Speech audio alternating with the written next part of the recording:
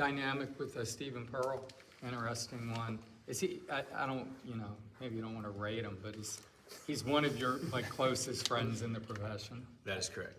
Yeah. Yeah, rate him in terms of Top 10 list of friends. No, but top 5, top 3. But you've known him maybe as long as anyone in the profession. Yeah. So kind of what's that dynamic for you? Yeah, he's a great friend of mine. We've been great friends since my 21st birthday. We played on teams in Australia and Israel together. And obviously, my first experience coaching at the high major level was with him and Bruce at Auburn in 2014, I believe it was, for a couple of years. So they're like family to us. And, 2 times a year or, 1 time plus a tournament, there's an opportunity for us to compete against them. And listen, we want to beat them pretty bad. They want to do the same to us. And, I think we can do a good job of separating that relationship from the competition, this weekend. Do you see any similarities? He's inherited a team with, some holes. I mean, you came in here and had to kind of rebuild. Do you see some similarities in the first year struggles and a lot of people might be rushing to judgment on him, so to speak, because he's not Bruce. It's a tough, I think, I would say there's a difference. Like, he inherited a team that, obviously has new players coming off the Final Four. That wasn't necessarily the case here. Yeah, for sure. But he lost a lot. A lot. And, I think it's all about expectation. Some of the stuff we dealt with early in the year, having high expectations and struggling to meet that. I think they also had a lot of similar, some of the same issues that we had, where they were pretty good early and lost some games against some good teams. Obviously, we probably kept it a little closer in those games, but they beat St. John's. They beat Arkansas at home. Like, they're a very talented team that has a really high ceiling. And, they scored 100 at Georgia, who, has proven to be one of the better teams in the league. I think they're better than their record is right now in the league, and we're very mindful of that. Their front court has been pretty good as of late. I think they're one of the played very well. Yeah, I mean, they're just the rebounding battle coming in this game. What matchup do you see for you guys? Well, I think their 3 most impactful players in conference have been, Hall, Murphy, and Jovic has done a really good job off the bench. He's 21 for 24 from the field, or something insane like that in league play. And to their credit, they've rebounded really well on both sides of the ball. So it's always something that's really important to us. I think on our home floor, as important as ever to make sure we win that battle. But we're gonna have our hands full with those guys, and I just continue to talk to our guys. We got to lean into our depth and make sure that we're putting pressure on them on every shot and every possession to our hope of wearing them down a little bit. How hard is it to be? I mean, it's one thing to be a first-year head coach, but then to be a first-year head coach in the SEC. I feel like that kind of gets lost for Stephen and taking over this job. Like, you were able to go through the trials at San Fran a little bit, right? Like, what is something that people might not see when you're taking over that kind of thing, especially the legacy he has there? Yeah, I think, it's obviously a big challenge because the SEC is, the best league in college basketball. I think he was properly prepared for it, though, being a part of that program for over a decade and assuming every position in the organization from, assistant strength coach when we got there in 2014 all the way to now the head coach, 11, 12 years later. And it's, I'm not sure the level matters as much in terms of some of the learning experiences that you have on the job. Obviously, the difference would be like more pressure, more limelight, under the microscope. And I think he's done a good job managing that. And, the idea of following Bruce is not easy. I think there's a big challenge with that because, Bruce is a Hall of Fame head coach. And with that being said, though, I think Steve's done a good job navigating the team and putting them in a competitive spot. They won 3 out of the last 4, 2 really big wins with South Carolina at home, and then on the road at Ole Miss, which is a really hard place to play. And I think they're kind of rounding into form at the right time. Where are you and he similar and different? Pardon? Where are you and Steve similar? Where are you different? I think we're both pretty competitive. I think we're both pretty analytical and kind of share that underdog kind of walk-on mentality, of just hard work and preparation, giving yourself the best chance to be successful. I would say that's kind of where I see a lot of similarities. Differences, I mean, we have a lot of differences. I don't know where to start on that. But Is outspoken this one? What's that? Is outspokenness one of them? No, I don't think so. I think we're neither of us are necessarily outspoken, but neither are afraid to share our opinions either on certain topics. What's the dynamic like going against his dad versus now one of your best friends, and just the competitiveness there? Is the trash talk maybe different during the week between you and him versus you and Bruce? You know, I'm not sure on the dynamic yet because we haven't like been on Sure. the floor and done it. But I assume it's going to be similar to when we competed against Randy at St. Mary's, and you know, I'm not sure how much different it'll be. You know, obviously, I think of Bruce as kind of like a second father, so that was pretty close dynamic. You know, so with Steve, I don't anticipate it being that much different. You know, but again, like when we're between the lines, like it don't really matter. There's no dynamic. Yeah, it's time to compete. Have you gotten a lot of feedback from your Alabama comments last night? I mean, not necessarily people commenting to me directly. I've seen that there's been some, you know, discussions about it. But, you know, like I wasn't, you know, trying to be disrespectful or rude. Obviously, regardless of who they have on the floor, like we're going to try to compete and win the ball game. Like that's not going to change that. But I do think it's positive that there's a lot of discussion about it right now. And, you know, I think at some point, we got to figure out what we're going to do with this thing. And this is, you know, I don't really agree with the comparisons of Najee from Baylor to Bediako. I think they're different cases. I think they're pretty clearly different cases. And this is one that, again, is more of a slippery slope discussion where if, you know, this guy starts playing, then it opens up another, you know, can of worms, so to speak, on what's going to be out there. So, you know, we'll see what happens over the next couple of days. Would you like to see the NCAA not count whether they win or lose toward tournament? I don't know. I'm not going to make that claim, but I think we do need some intervention / someone to say, hey, this is why it's okay, this is why it's not okay. Like right now we're just kind of sitting in no man's land, and everybody is you know, has their opinions, but feels like they can't do anything because a judge ruled this in Tuscaloosa, which again is kind of crazy to me that, you know, he can impact what the NCAA does with their organization, what the SEC does with their conference. I think that's dangerous. Steve was pretty outspoken about it yesterday as well. I mean, you guys are pretty aligned on just the craziness of it in a sense. Would you like to see more coaches in the league kind of come to an understanding rather than being split on this opinion of adding guys with, you know, who sign professional contracts? I don't know how split it is. Across the league. You guys for Snados? Well, it's not us versus Nate. I guess it's nothing like that. But I just think everybody. I shouldn't say I think everybody. I've only talked to a few of the coaches, but people that I've spoken to are pretty aligned that it doesn't. This isn't kind of what we expect college to be about. So I think it's, you know, if people are asked, I don't think they're going to be afraid to share how they feel about it. You faced him during your first season at Florida, and now it's been 3 years, and you could face him again next weekend. Does that just kind of illustrate how ridiculous this all is? It's been that long. Well, I mean, it's only ridiculous because the declaration for the draft and staying in and signing contracts and coming back, like, you know, that's what makes it ridiculous, or just not standard for the NCAA.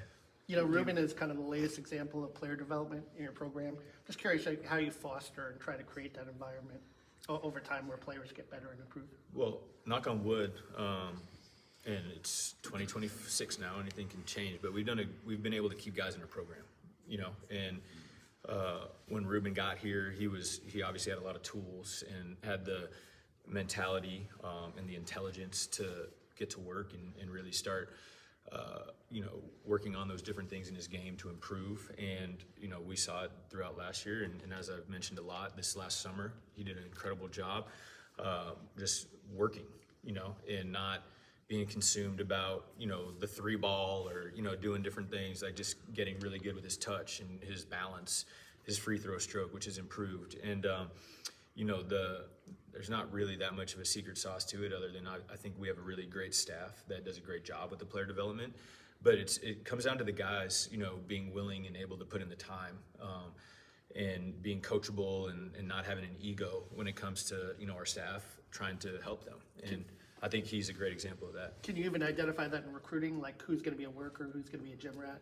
We absolutely better, or else we're not gonna do well. Like that's a big, yeah, like I think that's a big part of why we're drawn to certain guys that might not be rated as high, you know, as other people. Like we value that piece a lot. And, you know, a big part of recruiting, you know, is it's no different than running a company and finding, you know, employees that believe in your vision and are willing to, you know, be taught and coached. Like that's how we think of our, you know, our student athletes. Like we want to bring in guys that are over themselves and like, yeah, like we want to be a part of this and see what happens. And again, like Ruben, he deserves, like Carlin's done an incredible job with him. I think Corey McCray has also done a great job. They both spent a lot of time, you know, with Ruben individually. And with all that being said, like Ruben deserves the lion's share of the credit. Like he's the one that's in there, you know, coming in every day consistently, putting the time in and taking advantage of the coaching and the resources that we have here at Florida. Speaking of player development, Isaiah Brown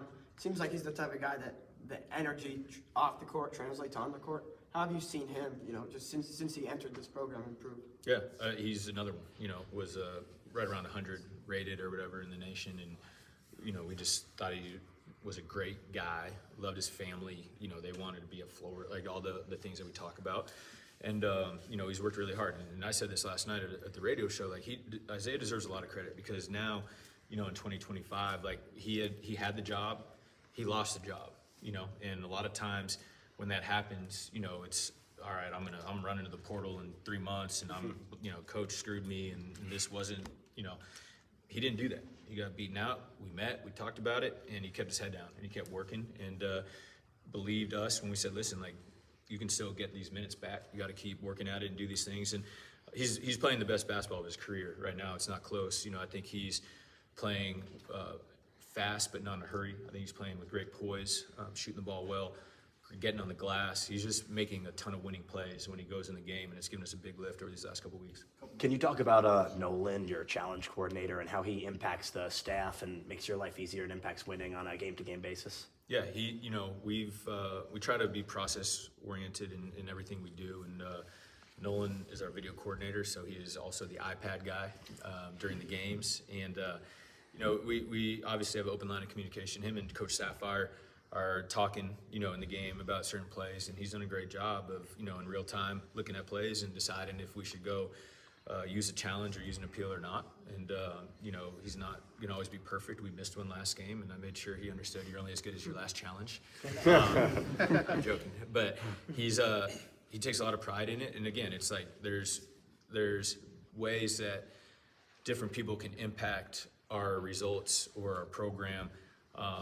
You know, that might not be seen in the big picture, but our guys do a really good job taking pride in their own areas, and he's done a really good job that way all year. And how does that happen in live time? Does him and the rest of the staff, they just kind of tap you on the shoulder and say, this is the play to challenge, or? Well, you know, we're watching the game, and you'll usually see a call that maybe you think might not be right, and he know, like that's his job, so he's going to be looking at it right away. We have good technology, so we can review the play instantly. And, you know, we give them a little bit to give us the decision, yes or no, and then we just roll with it. Todd Graham talked a little bit about the Auburn front court, but Keyshawn Hall kind of really dynamic, three-level scorer. Stevens defended him as a winning player. It's kind of been the criticism, I guess, as he scores a lot and his teams don't win. Your thoughts on him and just what a tough guard he is? Yeah, I mean, he's a fantastic offensive player. He's really hard to guard. As you said, three-level guy, and, you know, he puts you in tough spots. Do you guard him with size? You know, do you guard him with quickness, length? And he usually has an answer, you know, for what you know, the different things you throw at him. But he's obviously a huge part of their offense, not only scoring, but, you know, he's one of a couple guys that gets assists also and can create for other guys. But, I mean, they're a fantastic offensive team. You know, Keyshawn's the main guy. Their guards haven't shot it great in the league, but they're really good and really talented players that, you know, even though their shooting numbers are down, we're not falling for that. You know, we're not going to be giving them looks tomorrow to get going.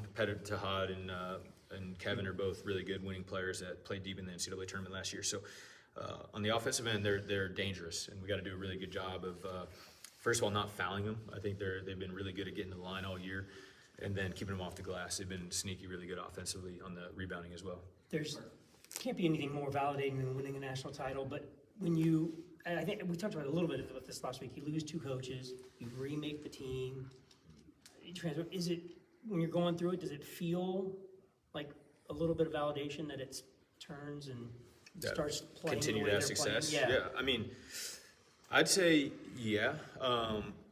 We lost 2 great coaches, you know, and like we missed those guys. But we hired a great coach. Jonathan was ready to be promoted. We feel like the people we have in our office right now, you know, have what it takes to be a top program in America. Obviously, Carlin and Corey and Torian still being here was huge, you know, for continuity's purposes. And, you know, the job as a coach is to put your guys in the best position to be successful. And sometimes it's not always as easy to do that, and you got to work through some things. But the great thing about our group is like they're crazy coachable. Like they're really, really coachable. And I think, as I was saying earlier about Isaiah, you know, when you start 5-4 and you're not winning all these close games, people want to say, oh, you know, like, are they any good? Or, you know, and our guys, we're like, hey, we're staying the course. We're not saying, hey, this isn't working. We're not doing that.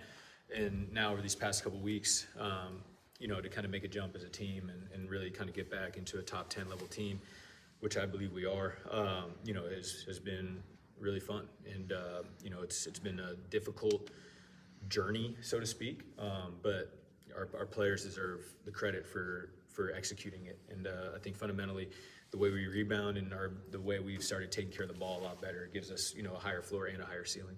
What are some of the differences in Steven's approach to his dad's?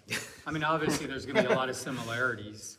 I mean, he doesn't sweat as much, I'm sure. Outside. No, I don't think he sweats as much. Yeah, I think Steven's going to be probably a little more attentive to detail. I think he's going to be a little more strict, believe it or not, you know, which usually doesn't make sense with dad and son, but, you know, Steven's more of a grinder. And what like, Bruce is an incredible coach. I mean, grinder, like, Steven, like me, was a walk-on, like, it wasn't easy for him, you know, to become a good player on a really good Tennessee team.